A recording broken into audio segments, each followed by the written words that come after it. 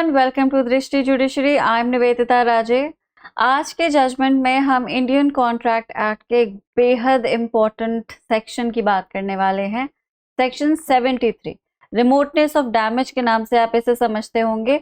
हर exam में हर साल आता ही आता है, प्रीलिम्स में तो आता ही है। रिमोटनेस ऑफ डैमेज से रिलेटेड लैंडमार्क केस कौन सा है? Hadley versus Baxendale. In every exam you would face this question, that's how important it is. अगर मेंस में आता है तो वो शॉर्ट में आता है, जनरली लॉन्ग में भी आ सकता है। Like I said, important topic है।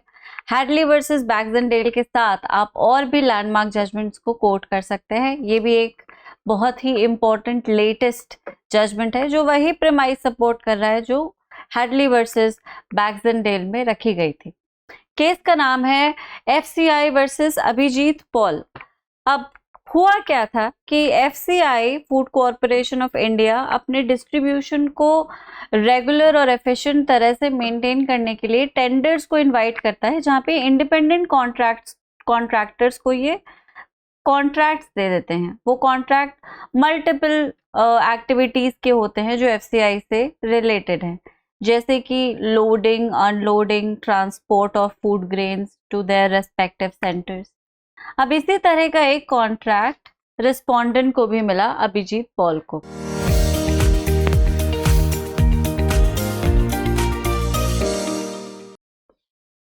ठीक है, अब इस कॉन्ट्रैक्ट के तहत अभिजीत की रिस्पॉन्सिबिलिटी थी कि वो रेलवे साइडिंग से माल को उठा के ले जाएंगे और FCI का जो सेंटर है वहां पे जाके दे देंगे, और यही उनका काम था।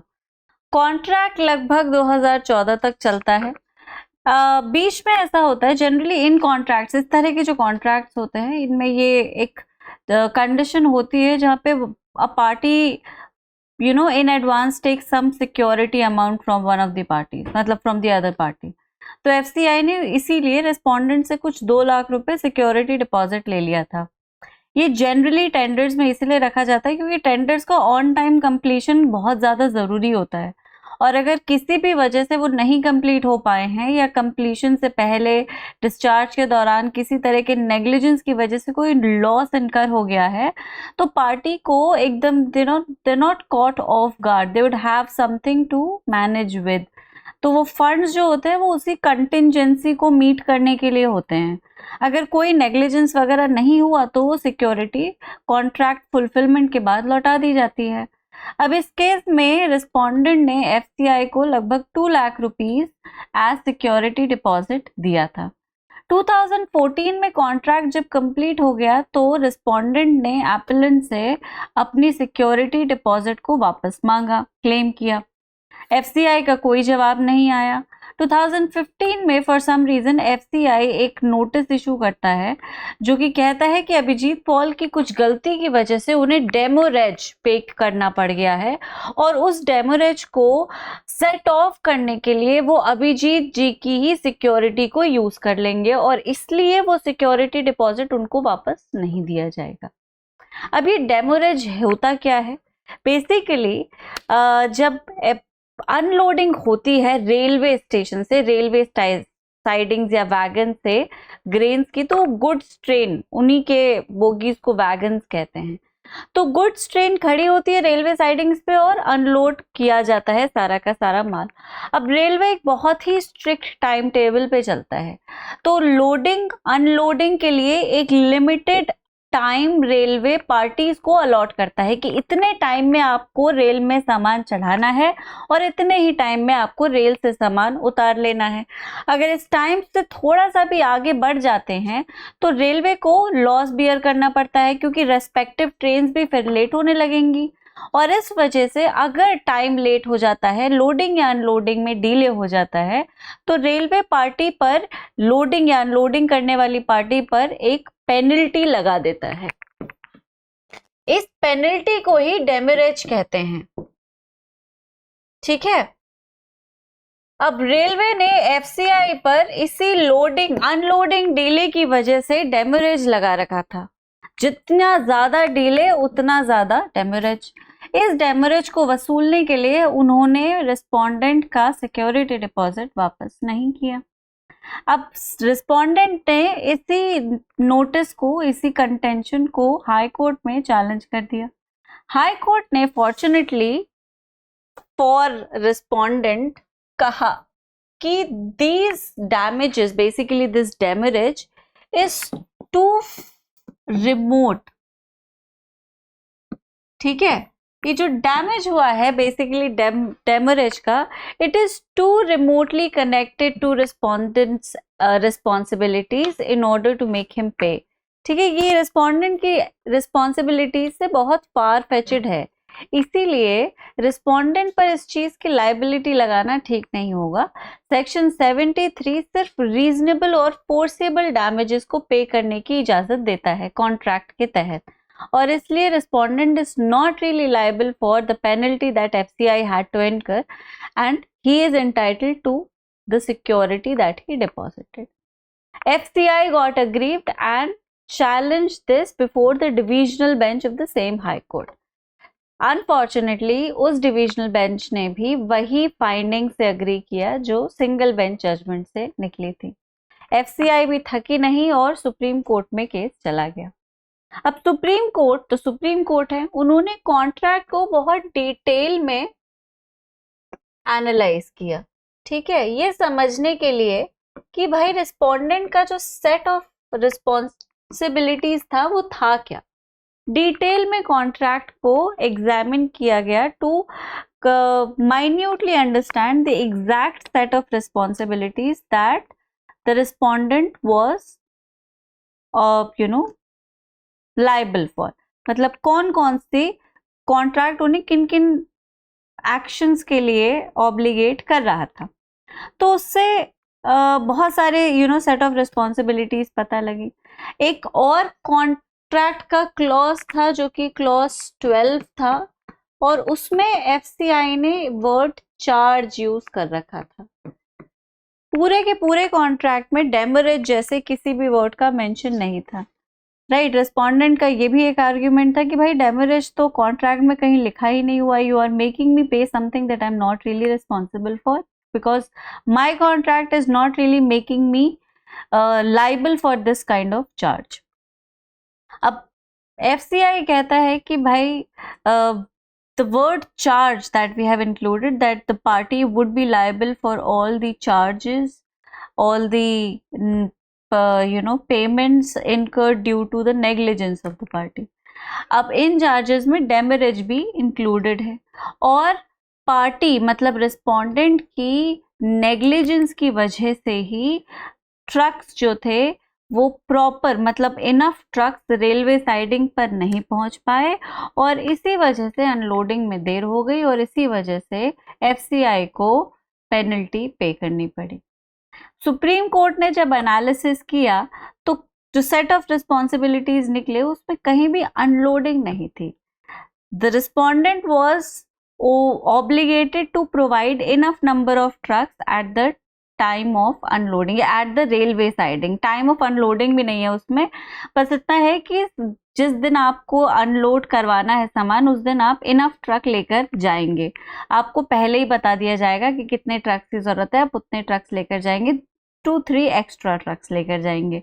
आपका काम है उन ट्रक्स में लोड हुए सामान को FCI के सेंटर तक पहुंचाना। बस यही था उस कॉन्ट्रैक्ट में, रिस्पोंडेंट की सेट ऑफ रिस्पॉन्सिबिलिटीज में बस इतना ही था, और इतना उसने अपने बिल्कुल सही टाइम पर और बिल्कुल सही से किया। अनलोडिंग जैसी कोई रिस्पॉन्सिबिलिटी रिस्पोंडेंट की थी ही नहीं। तो जब रिस्पोंडेंट की कोई रिस्पॉन्सिबिलिटी है ही नहीं अनलोडिंग की, तो how can you make him liable for something that he was not really obligated for और टुवर्ड्स। राइट, ये तो वही बात हो गई, वी हैड टू पे सो यू हैव टू पे। Right, so it is more like a vengeance situation. ऐसा नहीं हो सकता। यहाँ पे 73 रोल प्ले करता है, section 73 of Indian contract act. If you guys understand it, very good. If you don't have much clarity, I shall explain it. 73 basically damages को free and fair तरह से इम्पोज करने की बात करता है। एग्जाम्पल से समझने की कोशिश करते हैं। लेट्स से कि ए अपने घर में पेंट करवाना चाहता है, और उस पेंटिंग जॉब के लिए वो बी को हायर करता है, और बी उससे 10,000 रुपीज की डिमांड करता है। ए मान जाता है, ठीक है। अब ये पेंटिंग घर में किसी वजह से हो रही है, there is a celebration to happen, और इस सेलिब्रेशन को और थोड़ा सा ग्रैंड करने के लिए, to make it look like something really good, घर को फ्रेश पेंट करवाया जा रहा है। This was a big deal, ठीक है। अब बी को ये सब बताने की जरूरत नहीं, भाई बी तो पेंटर है, उसका काम है पेंट करना, सेलिब्रेशन क्यों है, किस वजह से है, उससे बी को क्या लेना देना, राइट। अब ए जो है बी को कोई एडवांस नहीं देता, और पेंटिंग होनी है 21 फरवरी को, और जो पार्टी है वो है 24 फरवरी को। पेंट तब तक सूख जाएगा और जो पेंट के जो फ्यूम्स होते हैं वो सब भी निकल जाएंगे। 21 को बी फोन उठाना बंद कर देता है और जवाब देना बंद कर देता है। घर को पेंट करवाना ही है क्योंकि पार्टी पोस्टपोन नहीं की जा सकती। आनन फानन में ए सी को हायर करता है। अब ये जो सी है वो बी से ए से 10 की जगह, क्योंकि ये लास्ट मिनट है, 10 की जगह 12,000 ले लेता है। अब इस पूरे सिचुएशन में ए को कितना नुकसान हुआ है? 2,000 का। 10,000 उसे बी को देने थे, उसने 10,000 उसे बी को देने थे, उसे सी को 2,000 रुपए एक्स्ट्रा देने पड़े, और यही 2,000 बी की लाइबिलिटी होगी, बस। That's it. अब थोड़ा सा और आगे बढ़ते हैं, कहानी को थोड़ा और ट्विस्ट कर देते हैं। लेट्स से सी ने बहुत अच्छे से पेंट नहीं किया, जिसकी वजह से ए का मूड खराब हो गया। क्योंकि ए का मूड पार्टी के दौरान खराब रहा, इसलिए वो अपने होस्ट को बहुत अच्छे से अटेंड नहीं कर पाया। उसके होस्ट में एक बहुत इंपॉर्टेंट क्लाइंट भी था, जो उनकी होस्टिंग की वजह से ही उन्हें कॉन्ट्रैक्ट देने वाला था। क्योंकि होस्टिंग बहुत ज़्यादा मतलब हॉस्पिटैलिटी उतनी ज़्यादा अट्रैक्टिव नहीं थी, और ए was not really courteous and polite. जो क्लाइंट था वो थोड़ा सा ऑफेंस ले गया और उसने ए को कॉन्ट्रैक्ट नहीं दिया, जिसकी वजह से ए का काफ़ी लंबा चौड़ा नुकसान हो गया। अब इन सब की रिस्पॉन्सिबिलिटी बी पर नहीं लगाई जा सकती, बहुत फार फेचेड है। बी का काम सिर्फ और सिर्फ पेंट करना था, दैट्स इट। अब उस पेंट करने के लिए अगर वो इक्विपमेंट कम लेकर आता, या पेंट टाइम से नहीं करता, या ठीक से नहीं करता, या फिर इम्प्रॉपरली करता, तो ही बी की रिस्पॉन्सिबिलिटी है। इससे जुड़ा हुआ कुछ भी बी की रिस्पॉन्सिबिलिटी नहीं है। इट इज नॉट बीज रिस्पॉन्सिबिलिटी। यहाँ पे इस केस में एफसीआई में बिल्कुल यही हुआ, ठीक है। आपको अगर अनलोडिंग करवानी है तो आपके पास अनलोडिंग का पूरा स्टाफ है।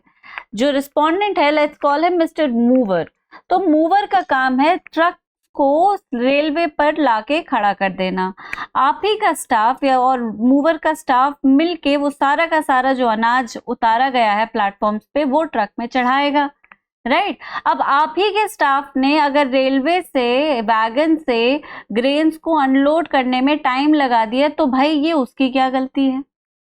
मेरी बात समझ रहे हैं? कई बार ऐसा होता है कि डायरेक्टली, हालांकि डायरेक्टली ऐसा हो नहीं सकता, रेलवे के अंदर या प्लेटफॉर्म पर तो ट्रक्स नहीं लाए जाते, तो सामान उतार के रख लिया जाता है, और फिर जैसे जैसे ट्रक्स आते रहते हैं वैसे उनको चढ़ाया जाता है, और यही हो रहा था।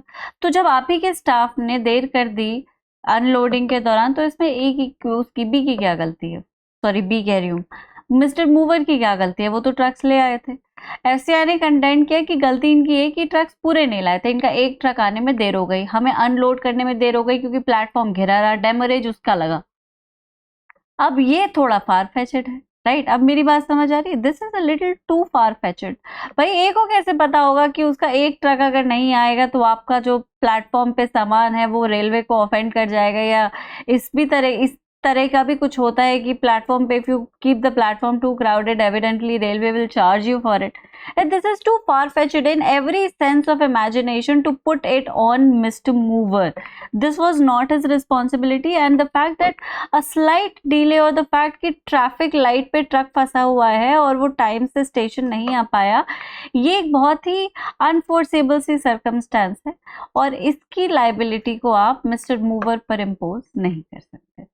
सेक्शन 73 को साइट करते हुए सुप्रीम कोर्ट ने अभिजीत पॉल के फेवर में ही जजमेंट दिया और एफसीआई को वापस लौटाने को सारा सामान कहा। इनफैक्ट एक और प्रोनाउंसमेंट निकला जजमेंट में, जिसमें जजेस ने कहा कि अगर आप वाकई डेमोरेज का चार्ज रिस्पोंडेंट पे इम्पोज करना चाहते हैं तो आपको प्रॉपरली सूट इंस्टीट्यूट करना पड़ेगा. The fact that you hold Mister Mover responsible for the penalty that you had to pay to railway, you need to prove it.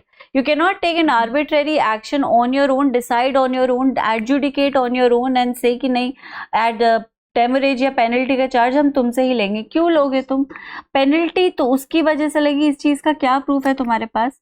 कोई एग्जामिनेशन कमेटी, कोई रिपोर्ट, कुछ जिससे पता चले कि हाँ पेनल्टी एक्चुअली उसका फॉल्ट थी, तब तो तुम उससे पेनल्टी वसूल सकते हो, अदरवाइज नहीं कर सकते. You are not an adjudicating agency, you are not a judicial, you do not have judicial powers. You cannot take such arbitrary actions. If you are into a contract with somebody, you need to do exactly what the contract says, and section 73 is an essential part of it. और section 73 far-fetched damages को procure करने का prohibition लगा देता है, और ये far-fetched damage है. Right? So this was the case. Facts भी देख लेते हैं थोड़े से. देख ही सकते हैं आप. कोर्ट हेल्ड कि FCI only good claim damages which the respondent was responsible under the breach of duty as per section 73. Damage could not be unilaterally determined, civil suit must be filed to claim it, जैसे कि मैंने बताया. Legal provisions जो थे वो main सिर्फ एक ही था, section 73 of the Indian contract act. Supreme court ने पूरे के पूरे क्लॉजेस को एनालाइज करने के बाद कहा कि चार्जेस में डेमोरेज एक्सप्रेसली इंक्लूड या एक्सप्लिसिटली इंक्लूड नहीं है, इनफैक्ट इम्प्लाइडली भी नहीं है. एम्बिगिटी है related to the interpretation of other contract clauses. Clauses की इंटेंट को इंटरप्रेट करने के लिए जरूरी है कि आप पूरे के पूरे कॉन्ट्रैक्ट को ऊपर से लेकर नीचे तक पढ़ें, जो कि कोर्ट ने किया भी. Court explain the latent ambiguity noting that contract may appear ambiguous on the surface but only could yield multiple interpretation upon closer examination. That is the reason why Supreme Court had to dive deep into the contract, क्योंकि थोड़ा सा ambiguous था, latent ambiguities थी उसमें. Important case related to section 73, Hadley versus Baxendale, the most important authority. अगर आप section 73 पर answer लिख रहे हैं लॉन्ग या शॉर्ट, तो इसके बिना नहीं लिख सकते, ये आपको मेंशन करना ही है. ठीक है. मैं कभी भी अपने क्लासेस में ये नहीं कहती कि आप लैंडमार्क्स को मेंशन नहीं करेंगे. वो लैंडमार्क किसी वजह से लैंडमार्क है, उन्हें मेंशन करना कंपलसरी है, उनसे आपके आंसर को फाउंडेशन मिलती है. ठीक है. जैसे लेट्स से कि आपको 1947 इंडिपेंडेंस डे पर ऐसे लिखना है या प्रेजेंटेशन देना है, तो आप 1947 या इंडिपेंडेंस की कहानी के बिना प्रेजेंटेशन नहीं दे सकेंगे, वो फाउंडेशन है.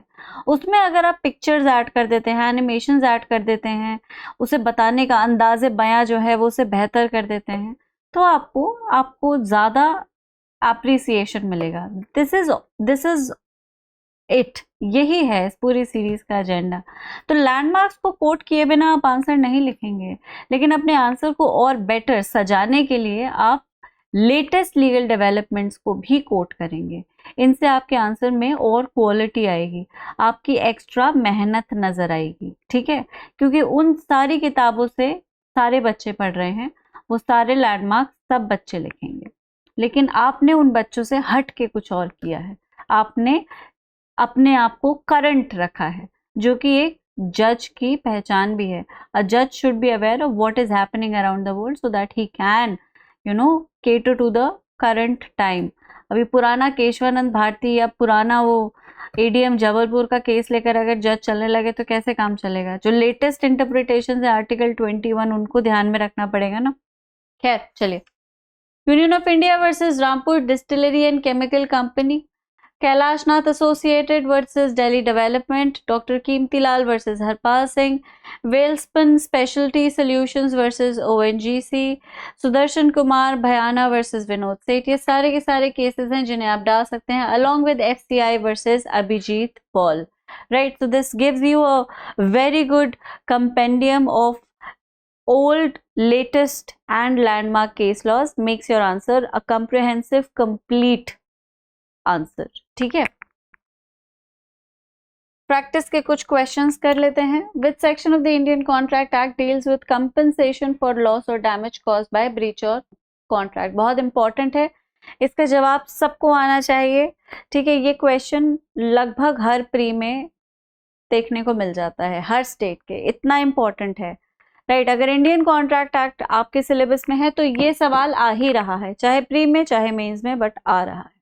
ओके, आंसर आप सबको पता ही होगा, कमेंट्स में मुझे लिख के बताइएगा।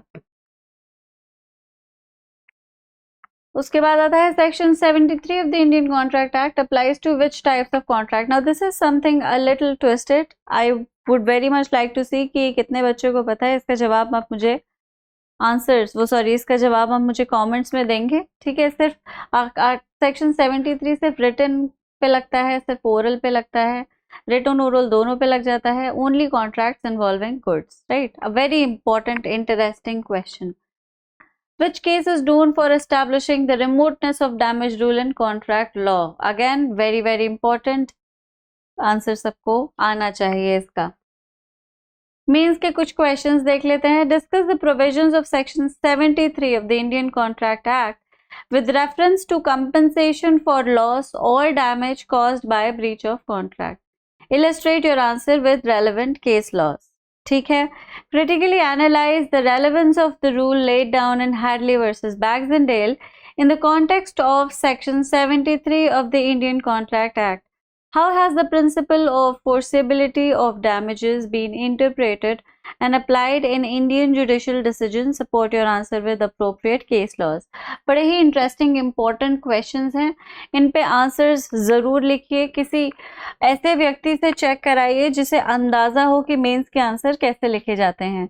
बिना चेक कराए अगर आप अपने आंसर्स को प्रैक्टिस करते रहेंगे तो आपके आंसर्स अच्छे हैं, बुरे हैं, सही है भी या नहीं, आप कभी समझ नहीं पाएंगे और आपकी सारी की सारी मेहनत पानी हो जाएगी, क्योंकि आप उन्हीं सब स्टैंडर्ड आंसर्स को अपने मेंस में प्रोड्यूस कर देंगे। So the fact that you're writing good, appropriate, comprehensive answers is something that needs to be evaluated. अगर आप दृष्टि जुडिशरी का पार्ट है तो हम आपके आंसर्स को इवेलुएट कर सकते हैं, अगर नहीं तो you need to find somebody who can do that for you, right. तो आज के लिए इतना ही, फिर मिलेंगे इसी तरह से किसी बहुत इंटरेस्टिंग इंपॉर्टेंट जजमेंट के साथ। तब तक सब अपना ख्याल रखिए। Thank you very much, bye bye.